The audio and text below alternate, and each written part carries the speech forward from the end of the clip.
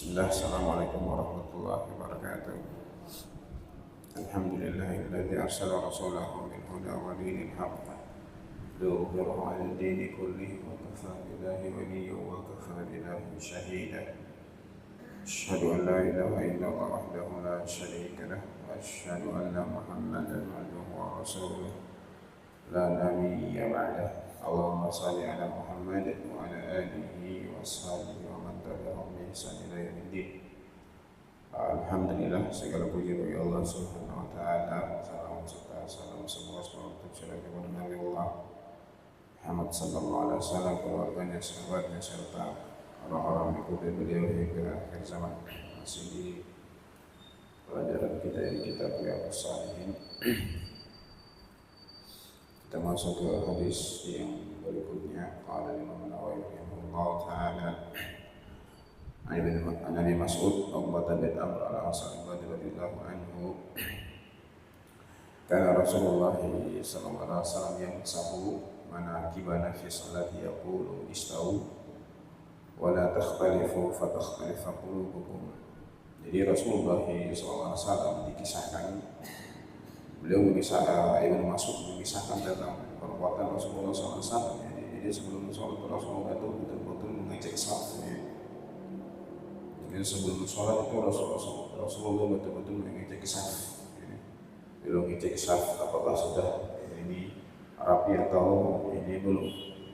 Dan ini jadi sesuatu yang ditinggalkan ya, yang ditinggalkan oleh ini kaum muslimin karena masyarakat ini kalau buru-buru ya.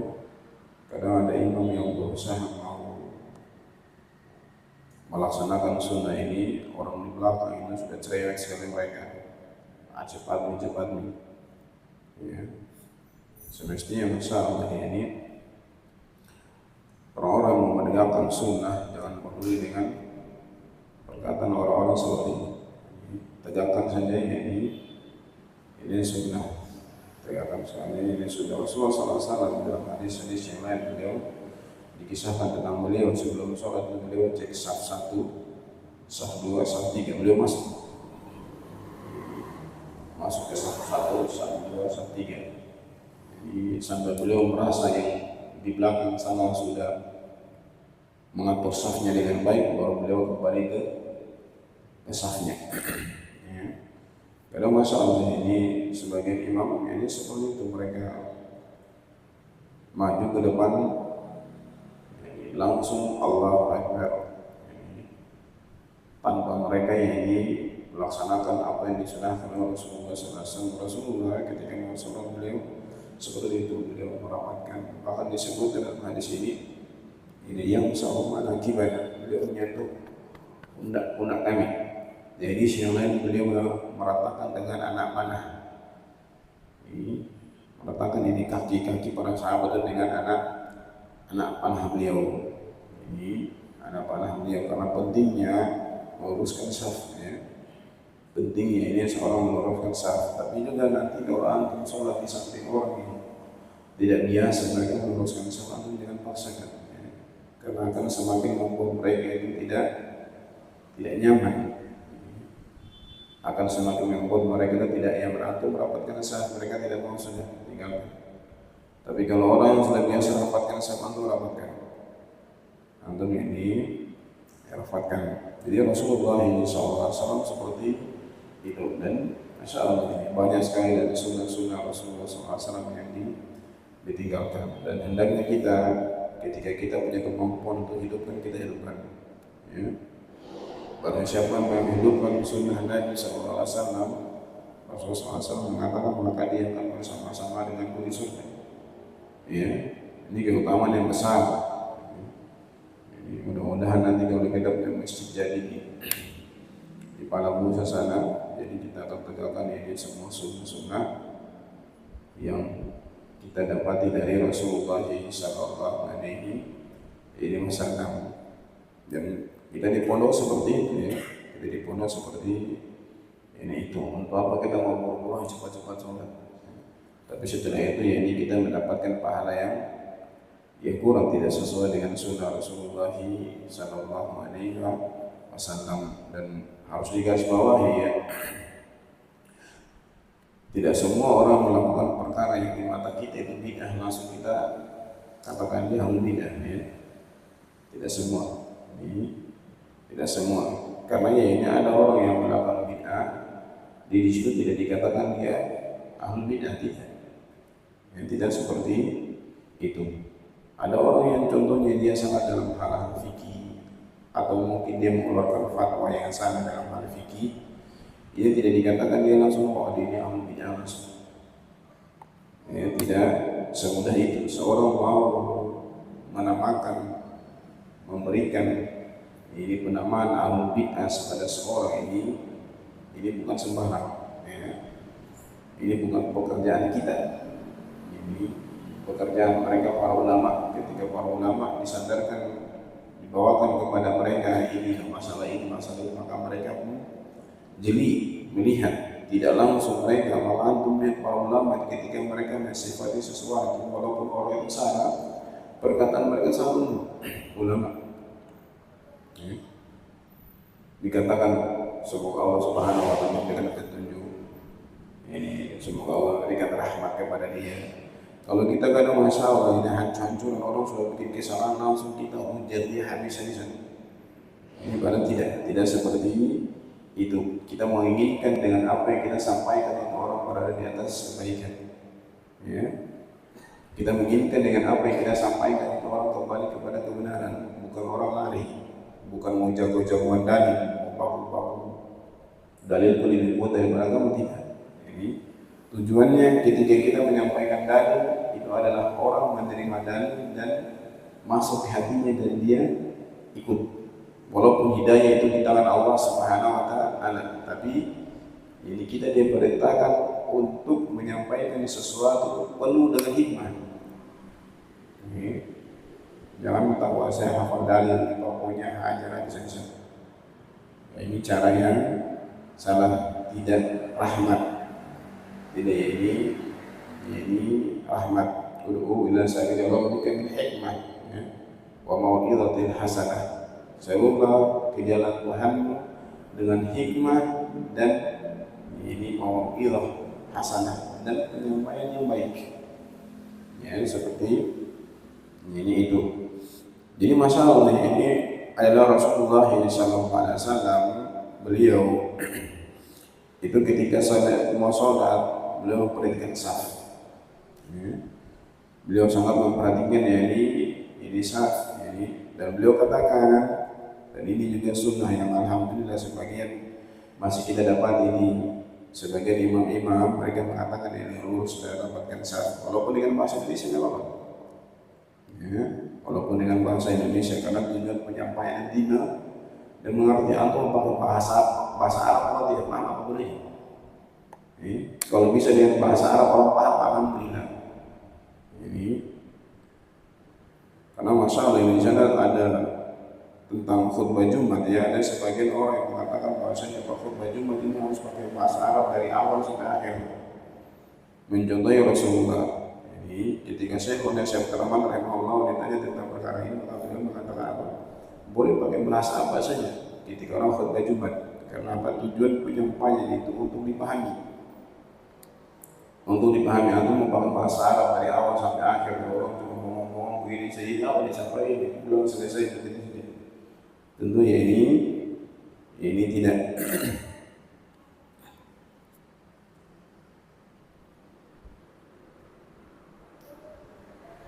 Kan Rasulullah SAW yang sahu manakibana fi salat yaqulu istawu wa la takhtalifu.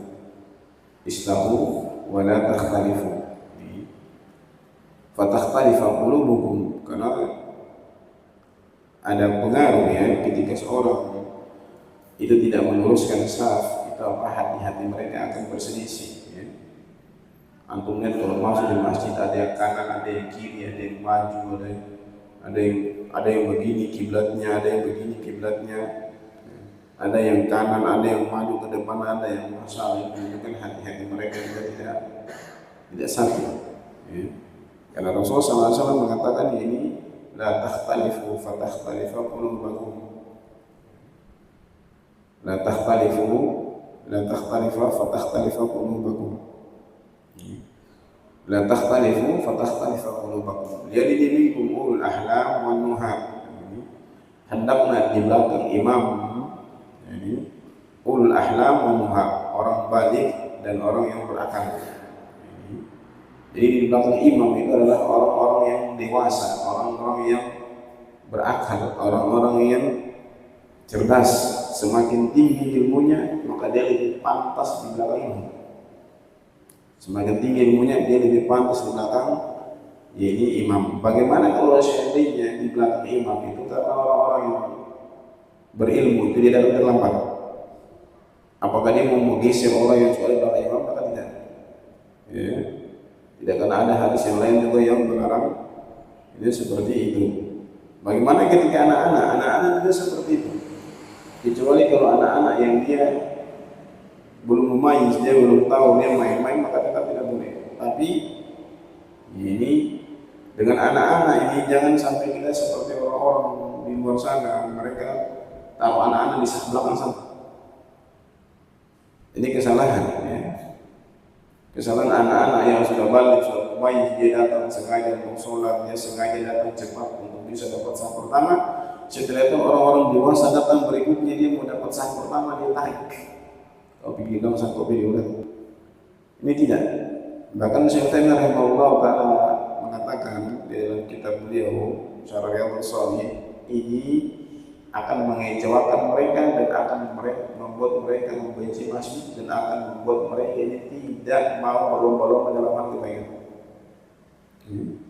Dia sudah datang pertama, dia sudah datang cepat-cepat, dia mau cari saf pertama, dia sudah tahu keutamaan saf pertama, ditarik dia. Bahkan yang kadang orang-orang yang Masya Allah ini sangat ingin saf pertama, anak-anak di saf pertama dia sudah sholat, dia tarik. Ini sama saja mengganggu orang lagi sholat. Anak-anak yang sudah di saf pertama, dia sudah memayis, dia sudah tahu tidak boleh main-main.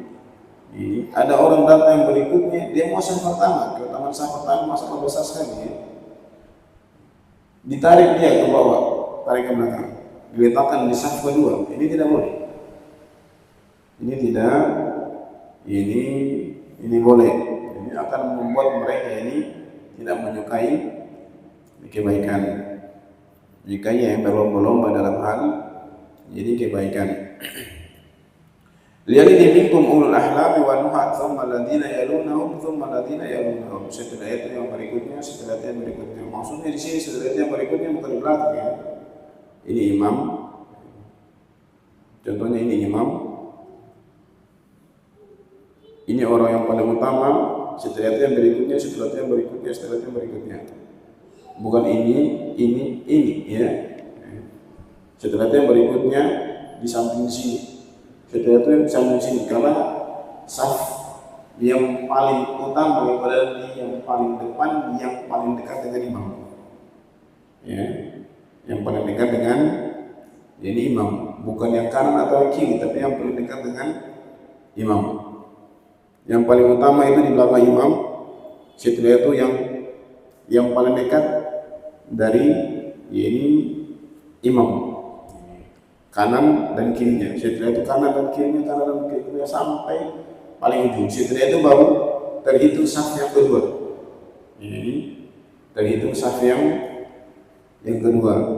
Ini saf yang paling utama. Dan Rasulullah SAW mengatakan kalau seandainya kalian mengetahui keutamaan dari saf pertama itu, kalian akan berlomba-lomba sampai kalian pakai mengundi. Ya, rindu sekali kita dengan ya, ini keadaan dulu di pesantrennya, sampai kita itu kadang baku benci. Baku benci gara-gara apa? Gara-gara apa? Berebut saf pertama. Karena semangatnya mencari saf pertama. Kadang sampai kadang kan seperti itu, kita sudah tahu duduk, kita pergi ke WC, boleh balik, kita kembali ke tempat itu. Ada kadang kawan-kawan di kiri itu, jadi kita datang ambil tempat yang sudah diduduki oleh dia, kita balik, sebenarnya kita balik ke tempat yang tadi kita duduk. Tapi ada kawan yang dikira kita langsung datang di depan, langsung setelah itu kadang mereka sampai apa? Tidak mau menegur. Kadang sampai berbicara. Ini karena masalah ini mengetahuinya orang, ketika dia mengetahui keutamaan sebuah amalan, maka dia seperti itu, dia akan berlomba-lomba. Dia akan berlomba-lomba untuk mendapatkan saf pertama itu. Karena besar sekali, ini besar sekali keutamaan dari saf pertama itu. Ini besar sekali.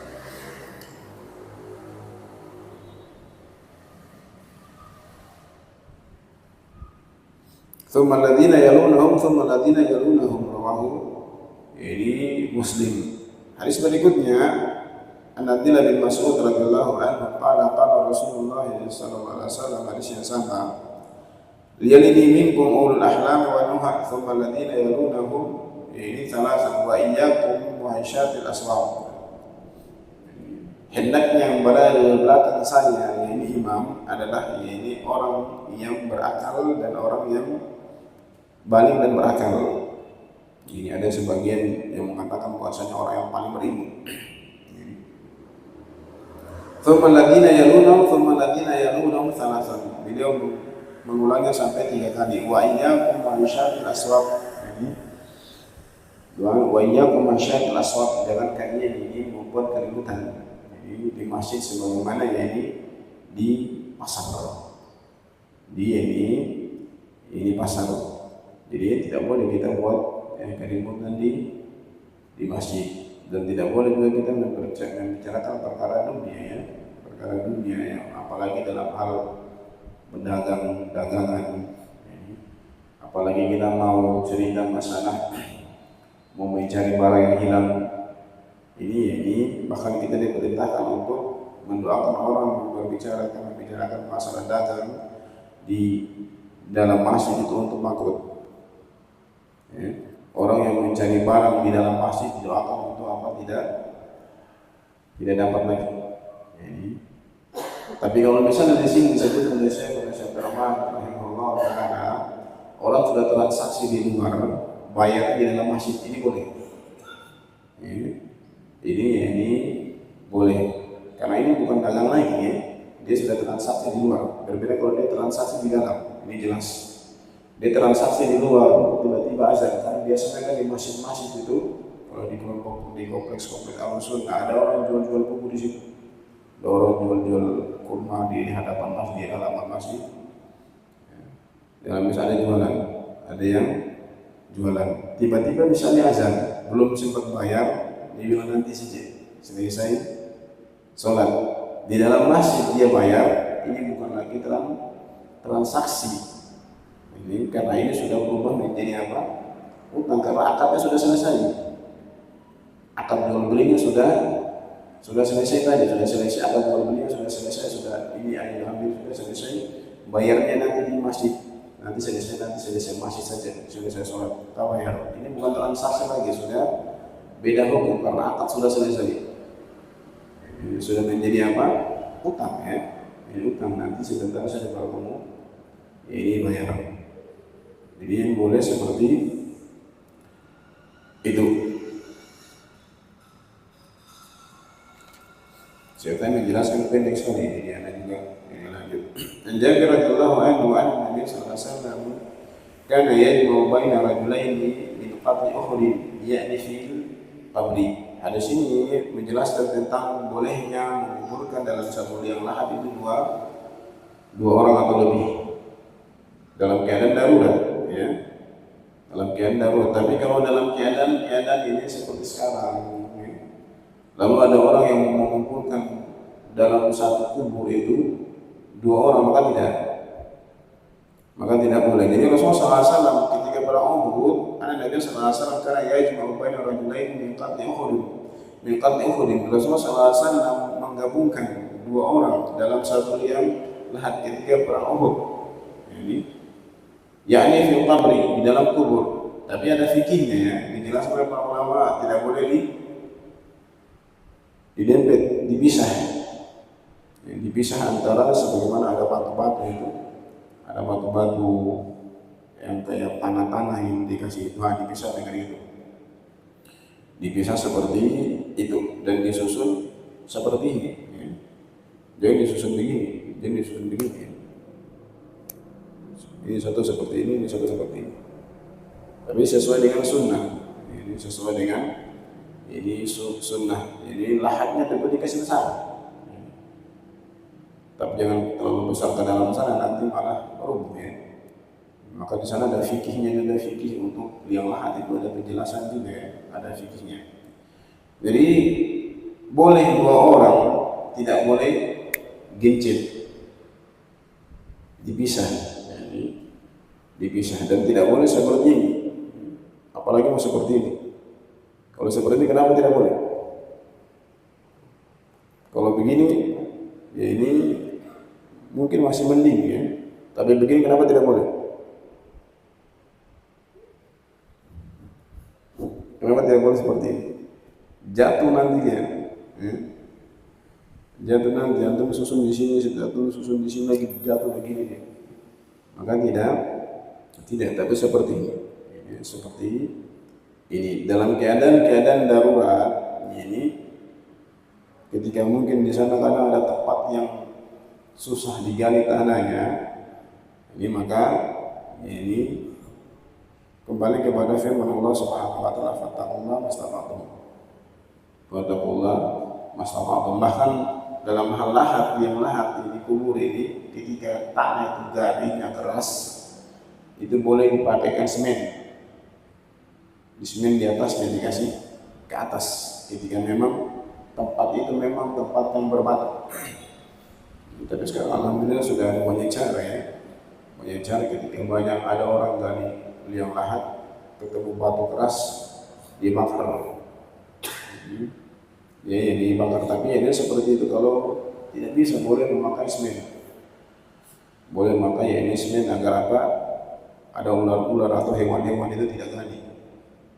Ini tidak gali.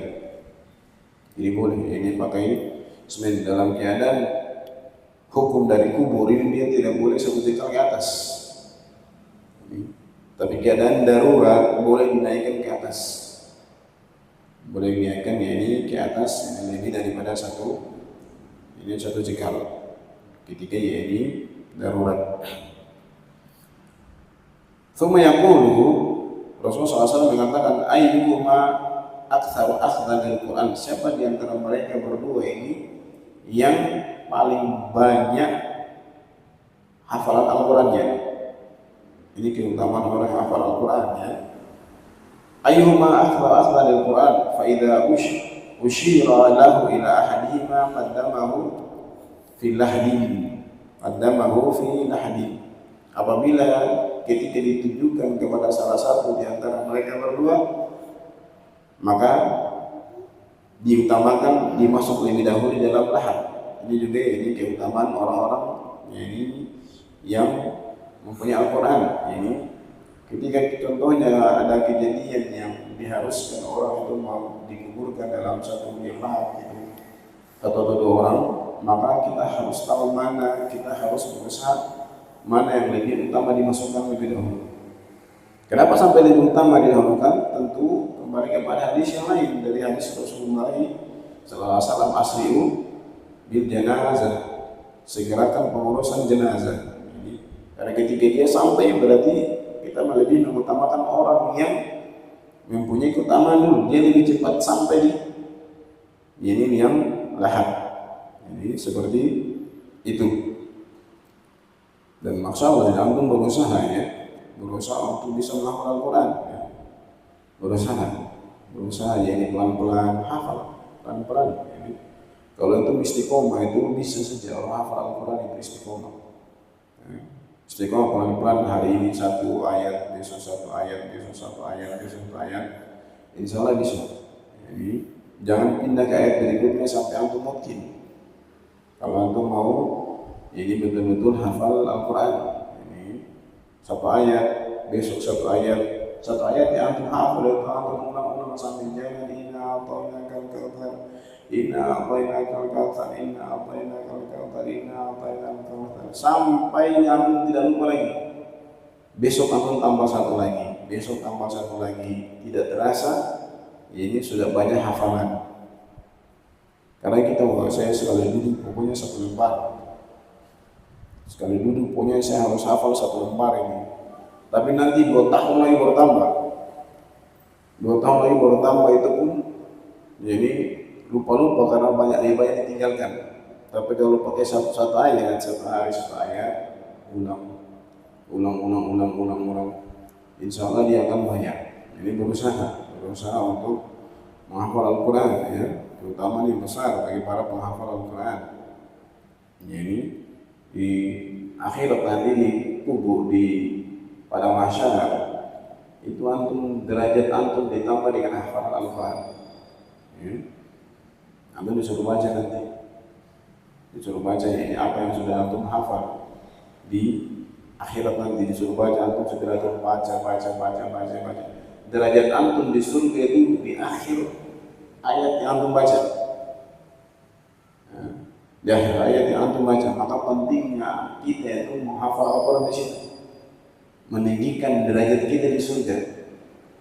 Kita hafal 10 juz akan beda derajat dengan orang yang hafal 9 juz. Jadi ini beda.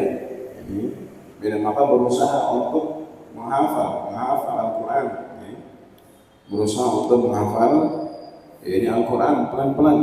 Ini pelan-pelan target ya Allah bantu saya, mudah-mudahan sebelum saya meninggal ini saya hafal Al-Quran. Berdoa seperti itu, minta tolong kepada Allah Subhanahu wa Ta'ala. Ini minta tolong kepada Allah Subhanahu wa Ta'ala agar bisa dimudahkan untuk bisa menghafal Al-Quran, karena keutamaan yang besar ini bagi para penghafal Al-Quran. Ibnu Umar radhiyallahu anhu hadis berikutnya, ana Nabi sallallahu alaihi wasallam qala arani fil manam yatasawwaqu bisiwakin. Jadi pada suatu hari Rasulullah SAW mimpi. Jadi mimpi Rasulullah SAW itu adalah wahyu ya. Ini wahyu adalah ini wahyu dari Allah Subhanahu wa Ta'ala. Tapi tidak semua wahyu dalam bentuk dimasukkan ke dalam Al-Quran ya. Tidak semua. Arani fi manami yatasawwaqu bisiwakin. Saya melihat di dalam mimpiku saya sedang bersiwak. Sedang bersiwak. Faja'ani rajulani, maka datang kepadaku 2 orang. Ya, 2 orang. Ahaduhuma akbar minal akhar. Salah satu dari keduanya itu lebih besar daripada yang lain. Fanawaltu as-siwaka al-asghar. Lalu saya pun memberikan siwak itu kepada yang paling kecil. Ini menunjukkan apa? Kecintaan manusia itu kepada anak-anak kecil ya. Anak-anak ini kecil atau yang lebih muda. Fanawaltu as-siwak al-asghar faqila li, maka dikatakan kepadaku kabir. Ini kabir. Dahulukan yang lebih besar. Dahulukan yang lebih besar. Jadi ketika ada orang yang datang dari depan kita memberikan sesuatu kepada orang yang datang di depan kita lihat yang paling tua. Ya. Di depan kita. Ketika ada orang yang mau kita berikan dan dia ada di depan kita, maka kita lebih utamakan yang paling tua. Yang paling tua. Tapi kalau misalnya kanan kiri, ini kita utamakan yang kanan dulu, baru yang kiri. Walaupun yang di kiri ini anak kecil, walaupun di kiri ini anak kecil, walaupun di kiri ini, walaupun yang di kanan ini anak kecil.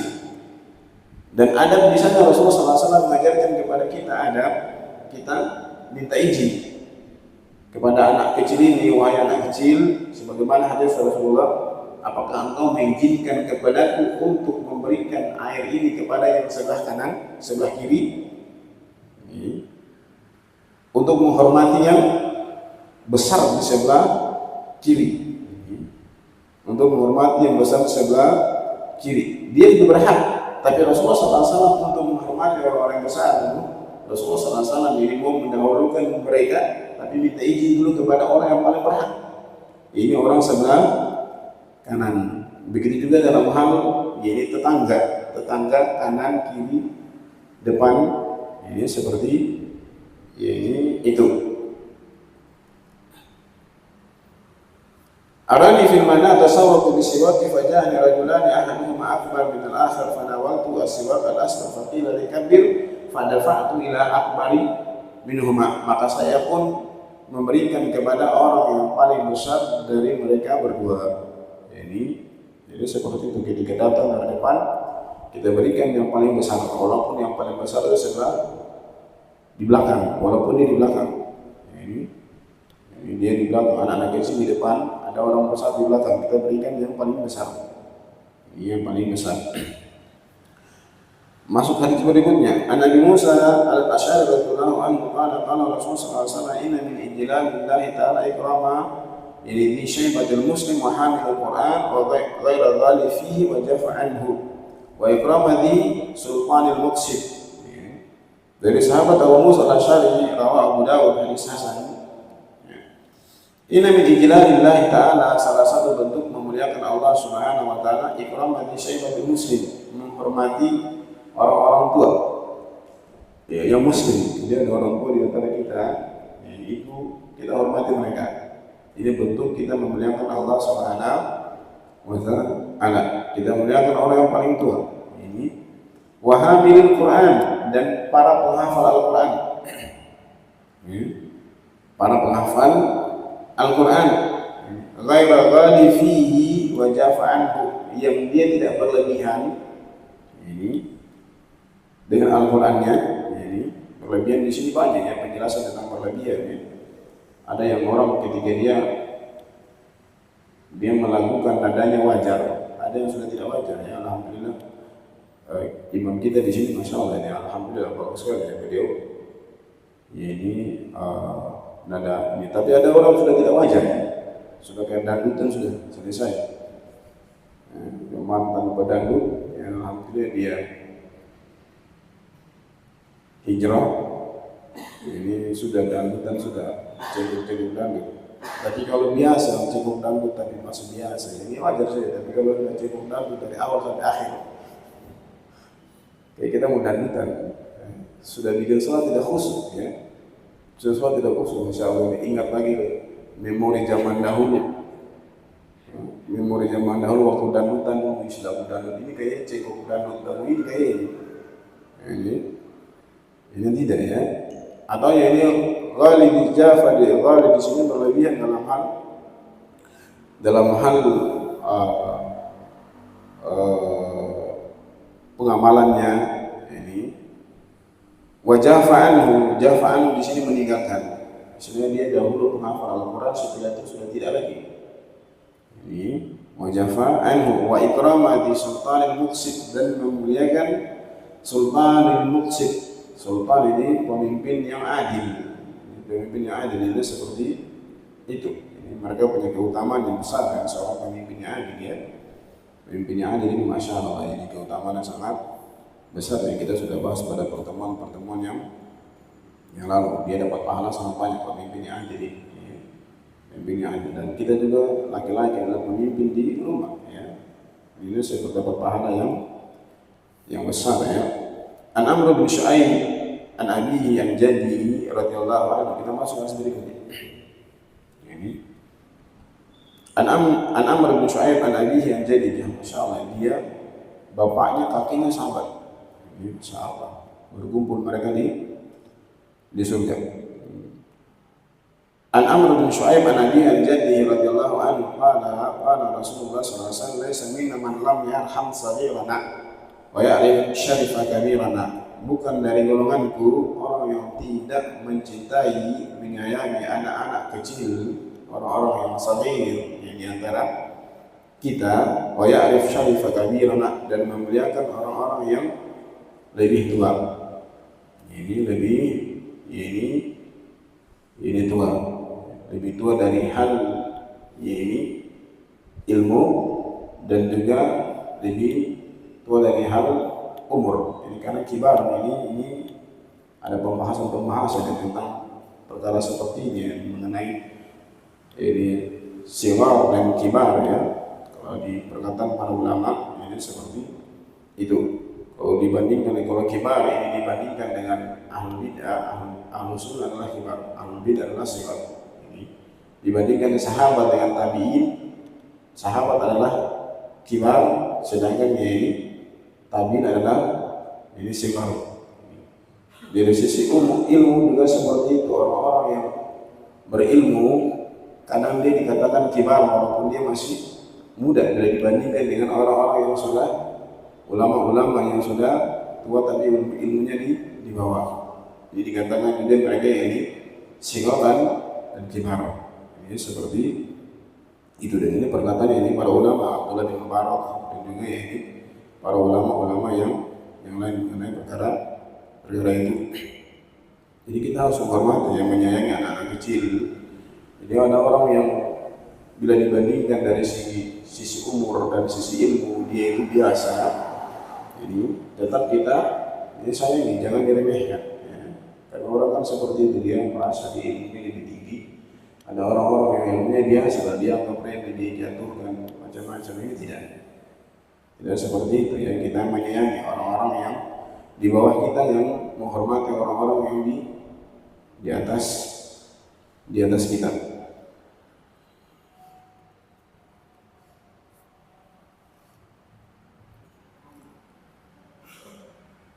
An Abi Sa'id Samurah bin Jundub radhiyallahu anhu laqad kuntu ala ahdi Rasulillah sallallahu alaihi wasallam fa kuntu ahfaduhu anhu. Dari Abi Sa'id Samurah bin Jundub, beliau ini ketika zaman Rasulullah SAW itu beliau masih kecil dan sering bersama dengan Rasulullah. Di mana Rasulullah ada di situ ada. Ini karena seperti itu, kita di zaman ada anak-anak kecil itu paling ikut-ikutan Syekh di mana ini. Saya tidak pernah bilang pergi sana, tidak pernah. Selalu dekat dengan Syekh. Tidak pernah saya bilang kalau kamu masih kecil mau pergi di belakang saya. Tidak ada seperti itu. Sangat mencintai, karena masalah ini mereka itu sangat mencintai ini Syekh. Kita semua seperti itu, masalah sangat mencintai ini beliau. Kadang kita itu malu-malu. Kita ketemu dengan Syekh itu kita cari jalan lain, bukan karena kadang mereka mau berbicara dengan kita, ini karena kita malu, kita pura-pura tidak dengar. Padahal kita masalah yang sudah ketakutan itu gimana gitu. Ini seperti itu. Karena ya masalah mereka sudah paham karena kan mereka juga masih seperti kita, bertemu dengan syekh-syekh yang mereka. Jadi beliau ini Abu Sa'id Samurah bin Jundub ini, beliau ini ketika zaman Rasulullah SAW beliau masih kecil. Fakuntu ahfadhu anhu, saya sering bersama dengan Rasulullah, jaga dimanapun beliau ada, dia berusaha untuk bersama dengan Rasulullah. Fama yamna'uni minal qawli, tidak ada sesuatu yang menghalangiku untuk berbicara dengan Rasulullah illa anna hahuna rijalan hum asinu minni, kecuali di sana ada orang-orang lebih tua daripada saya. Jadi ketika ada orang lebih tua, itu dia diam, dia dengar. Dan kita seperti itu ya, ketika kita duduk dengan orang lebih tua, kita tidak diam, mengambil ilmu dari mereka, dari segi umur atau dari segi ilmu. Karena orang tua itu banyak pengalaman ya. Kita pura-pura bodoh sih di depan orang yang tua itu kita ini. Tapi jangan tutup begini. Ya, biasa saja tuh ya, dengar mencari ilmu dari mereka. Ini juga dari bahwasanya Rasulullah SAW itu ketika diajak bicara sama anak-anak beliau ladeni. Belum ladeni. Tidak pernah Rasulullah SAW itu menolak. Menolak orang meminta saja Rasulullah SAW tidak pernah menolak, apalagi orang mau berbicara, bertanya. Dalam hadis-hadis Rasulullah SAW gitu. Masuklah syai'un min Rasulullah SAW fala yaquluna. Tidak pernah Rasulullah SAW ketika beliau diminta sesuatu beliau katakan tidak. Selalu beliau memberi. Apalagi dalam hal mau berbicara, dia berbicara beliau sangat open ya, katanya open kan. Open ini terbuka. Dan ini ciri penghuni surga ya. Ciri penghuni surga itu mereka mudah diajak bergaul, mudah diajak berkawan. Itu salah satu ciri penghuni surga, karena surga itu gambaran dunia ya. Surga itu gambaran dunia. Di dunia orang yang sifatnya sama seperti penghuni surga, itulah ciri-ciri penghuni surga. Salah satu penghuni surga apa? Suka menyebarkan salam. Maka mereka juga nanti seperti itu ciri-ciri. Karena Rasulullah SAW katakan seperti itu. Ya. Ciri-cirinya seperti itu. Mudah bergaul ya. Mudah bergaul. Bukan orang yang ini susah bergaul, mudah dia ini bergaul. Tapi bukan mudah terpengaruh ya. Beda mudah bergaul dengan mudah terpengaruh ya. Mudah terpengaruh ini apa saja yang ada dia ikut di situ. Dalam hal-hal keburukan pun dia sama. Jadi, tidak, dia mudah bergaul itu orang senang dengan dia, orang senang ada yang bicara. Ini seperti itu.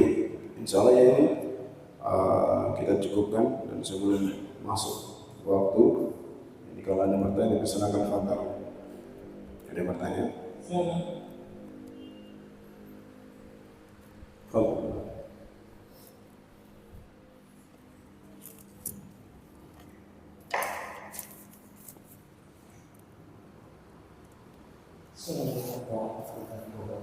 Waalaikumsalam warahmatullahi wabarakatuh. Tadi bisa jelaskan bahwa hal keutamaan bisa terutama sholat lebih utama dari pahalanya keutamaannya. Bagaimana kalau seandainya saya sudah berada di posisi demikian, sudah di belakang imam bisa pertama untuk melakukan sholat, tiba-tiba ada yang kita rasa karena Ustaz tadi bilang bahwa di saat pertama itu balik berakal dan lebih utama lagi kalau berilmu. Tiba-tiba saya berada di depan dan ada yang masuk yang saya rasa ilmunya lebih banyak daripada saya. Saya persilahkan dia, silakan. Saya butuh juga bahwa alat utamanya itu yang kita bicara. Ini bagaimana hukumnya? Nanti kalau kita persilahkan beliau, kalau kita mundur di belakang. Terima kasih. Allah alam. Allah alam ya, antum butuh, tapi di belakang ada ini orang lebih utama. Tapi kalau seandainya masalah antum membunuh di saf kedua, mempersilakan dia, tentu tidak.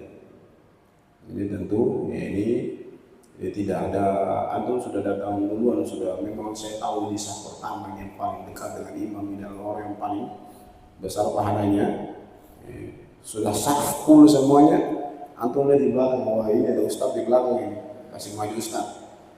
Lalu antum membunuh di saf kedua, ini tidak. Ini tidak. Tapi kalau misalnya antum di paling dekat dengan imam, lalu ada ustadz contohnya, antum kasih yang paling dekat, antum di samping. Kalau seandainya antum merasa ini nanti kalau imam salah ini saya ganti imam ini, saya tidak bisa. Maka antum menyamping. Menyamping. Tapi kalau antum merasa wah imam salah ini saya maju, saya bisa. Jadi makanya ini sebenarnya kan ini seperti itu. Salah satu hikmah kenapa sampai di belakang imam itu adalah orang yang paling berilmu. Karena apa? Ketika imam salah, dia yang tegur, dia yang paling hak tegur dia. Bukan di samping-sampingnya, kadang di belakang sana yang tegur. Dalam keadaan di depan ini ada orang yang berilmu, diam, orang di belakang sana yang tegur. Makanya kenapa sampai hikmahnya yang paling di belakang imam orang yang paling berilmu, karena yang paling berhak menegur imam itu orang di belakang. Ketika contohnya imam itu dia suaranya pelan, mic-nya lagi mati, maka yang paling berhak mengatakan mengangkat suara Allahu Akbar atau Sami Allahu liman hamid itu di belakang imam. Jadi ketika ini wallah alam ya, ketika antum merasa bisa menggantikan imam, antum tahu fikih-fikihnya sholat ketika ini salah ini, salah itu, salah ini bisa, maka ya ini persilahkan. Tapi kalau misalnya wah ini kalau nanti imam salah ini nekat saja lah, nekat saja pokoknya hajar ya, tapi saya wah ini nanti antum selesai sholat antum malah dimarahin. Wah ini antum tadi salah ini, imamnya tadi sudah salah, setelah data antum bikin salah lagi, kacau langsung. Ya. Jadi kalau antum paham, makanya di sana saya sudah mengatakan apa? Yang paling berhak menjadi imam itu adalah orang yang dia paham fikih dari sholat dan dia punya hafalan Al-Quran. Jadi punya hafalan Al-Quran. Tapi kalau dari segi dia ini sama saja, sama-sama paham fikih sholat, makanya dia tentu yang paling utama adalah orang yang hafalan Al-Qurannya banyak, dari bagus bacanya. Ini wallahu alam. Ini seperti itu. Masih ada yang lain?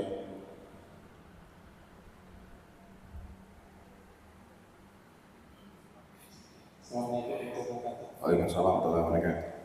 Mengenai fikih sholat sunnah. Nah, posisinya bapak, anak, dan istri. Kalau mereka sholat, bapak anak ini posisinya kata-kata. iya insyaallah. Istri di belakang. Nah, iya betul ya. Ketika posisi sholat dua orang, anak pun dia di samping. Ya. Anak di samping sebagaimana hadis Ibnu Abbas. Ya. Hadis Ibnu Abbas seperti itu. Jadi bitu indah khalati Maimunah, mutafaqan alaih, saya tidur, saya menginap di rumahnya bibiku Maimunah. Faqama Nabi sallallahu alaihi wasallam yusalli al-lail. Rasulullah sallallahu alaihi wasallam ketika bangun salat malam, fakuntu an yasarihi, saya berdiri di sebelah kiri beliau. Fa akhadha bi ra'si fa aqamani an yaminihi, dan beliau mengambil kepalaku dan meletakkanku di sebelah kananku, sebelah kanan. Jadi walaupun anak kecil ya dia di samping. Ini karena hadis Ibnu Abbas kan ketika itu masih kecil, ya. Ketika itu masih kecil, di sana Rasulullah SAW yang masih kecil. Jadi anak kecil di samping, jadi perempuan di belakang. Jadi perempuan itu di belakang. Jadi walaupun dia misalnya antum dengan istri mau sholat sunnah tidak dempet ya, misalnya antum sendiri dengan istri mau sholat tahajud berjamaah, jadi tetap dia di belakang, tidak karena kan dua orang berarti apa dempet, ini tidak, perempuan tetap dia di belakang walaupun dia satu orang. Kalau perempuan banyak orang tetap mereka di belakang ketika ada satu orang ini imam. Jadi laki-laki kalau satu itu laki-laki, kalau imam makmumnya satu dia di samping kanan. Ketika dua orang maka dia di belakang. Setelah itu di belakangnya ini perempuan. Ini sunnahnya seperti sebagaimana hadis Ibnu Abbas, dan ada hadis yang lain dari Anas bin Malik yang menjelaskan seperti itu. Perempuan mereka di belakang Rasulullah. Salah seorang dari itu laki-laki antara Anas bin Malik, setelah itu baru ini perempuannya di belakang. Salah seperti itu. Masih ada waktu? Fadhal Mas, masih ada. Kalau ini Ustaz, salat qabliyah apakah bisa di rumah atau tidak? Iya, masalah ini lebih utama sholat sunnah di rumah ya. Ini sholat sunnah itu paling utama di rumah. Afdal salat fil bait ila al-maktubah. Hadis Rasulullah SAW, seutama salat itu di rumah kecuali salat wajib. Tapi kalau kita takut mau salat subuh qabliyah di rumah sampai di masjid kita terlambat, maka lebih utama kita salat di di masjid. Jadi pertama kita sholat di masjid karena ini keutamaan juga sebagaimana tadi dapat saf pertama, keutamaan takbir bersama dengan imam, ya. Keutamaan takbir bersama dengan imam dan keutamaan saf pertama. Jadi kalau kita rasa oh ini masjid ini, jadi kalau kita misalnya waktu subuh kita dengar sudah ada masjid yang azan, ini kita sudah bisa sholat qabliyah. Ini nanti kita datang ke masjid yang sering terlambat. Ini seperti itu supaya kita dapat dua keutamaannya. Kita dapat dua keutamaannya. Dapat dua keutamaan. Jangan kita saya sudah masjidnya di samping rumah. Sholat-sholatnya paling cepat. Antum mau sholat qabliyah di rumah. Sampai di rumah sudah rakaat kedua. Makanya ini tidak. Makanya ini tidak. Keutamanya kita kalau bisa dapat keutamanya dua seperti itu. Jadi sholat sunnah yang paling utama itu di rumah. Bahkan ketika seorang di Masjidil Haram, ya, orang kadang saya mau pergi sholat tahiyatul masjid sholat wudhu di sholat tahajud nanti di Masjidil Haram. Ini tidak. Keutamanya tetap sholat sunnah itu tetap keutamanya di rumah. Tetap keutamaannya di rumah. Karena hadis ini keluar ketika Rasulullah SAW di Makkah dan Madinah. Jadi beliau ketika itu di Madinah. Dan keutamaan sholat di Masjid Madinah berapa? Setengah ya. Dari 10.000 atau 100.000. Kalau di Makkah berapa? 100.000 ya. 100.000. Sedangkan di Madinah itu 10.000 atau 500. Wallahu a'lam. Ini seperti nanti kita merujuk lagi. Insyaallah seperti itu. Masih ada waktu? Kalau masih ada. Masih ada.